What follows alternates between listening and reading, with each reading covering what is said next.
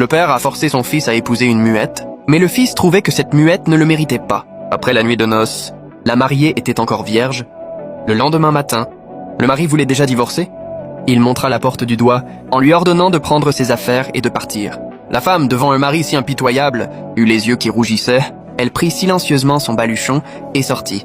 En franchissant le seuil, elle heurta son beau-père, Chen Laoan, qui rentrait avec des médicaments. Chen Laoan la vit, les yeux rouges et le baluchon à la main, et comprit immédiatement la situation.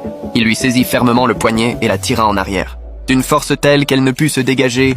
Une fois rentrée, Chen Laoan attrapa le bâton derrière la porte et montra son fils Chen Lei du doigt, en l'injuriant. « Espèce de bon à rien.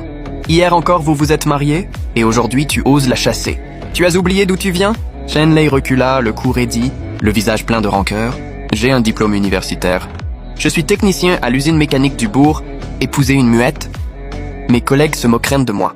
Je ne reconnais pas ce mariage. Elle doit partir. » Chen Laoan tremblait de colère. Il abattit son bâton sur le tabouret en bois, qui se brisa net d'un coup sec. « Je te le dis, Chen Lei, cette épouse, c'est moi qui l'ai choisie. Que tu le veuilles ou non, tu dois l'accepter.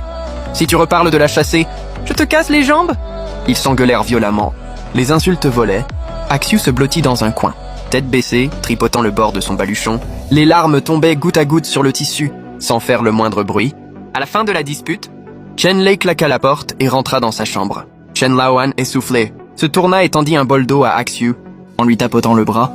Le regard plein de regret, Axiu prit le bol et hocha doucement la tête. Au milieu de la nuit suivante, Chen Lei escalada le mur et s'enfuit pendant que tous dormaient. Il avait quelques centaines de yuan en poche et se rendit directement au stand de rue pour boire et se plaindre avec ses copains, en disant que son vieux l'avait forcé à épouser une muette et que ça lui avait gâché la vie. Après quelques verres d'alcool, il se sentait de plus en plus malheureux. Il but jusqu'à l'aube avant de repartir. Il enfourcha sa moto pour rentrer, mais au virage, Une vieille dame qui se rendait tôt au marché surgit soudain. Chen Lei braqua violemment et fit une chute dans le fossé profond. Sa jambe était en sang, sa cheville enflée. La moto pesait sur sa jambe. Il essaya de la soulever sans y parvenir, il appela de toutes ses forces. Mais la route était déserte sitôt.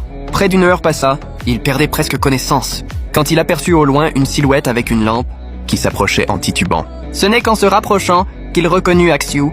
En voyant Chen Lei dans le fossé, elle pâlit instantanément. Elle jeta sa lampe et sauta. Se salissant tout le bas du pantalon, elle s'accroupit pour soulever la moto, qui écrasait la jambe de Chen Lei.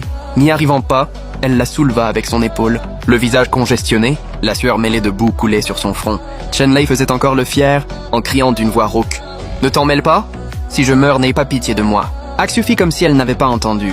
Elle serra les dents et souleva la moto de quelques centimètres, puis le tira par le bras pour l'aider à sortir. Elle le hissa hors du fossé. Bien qu'elle fût petite,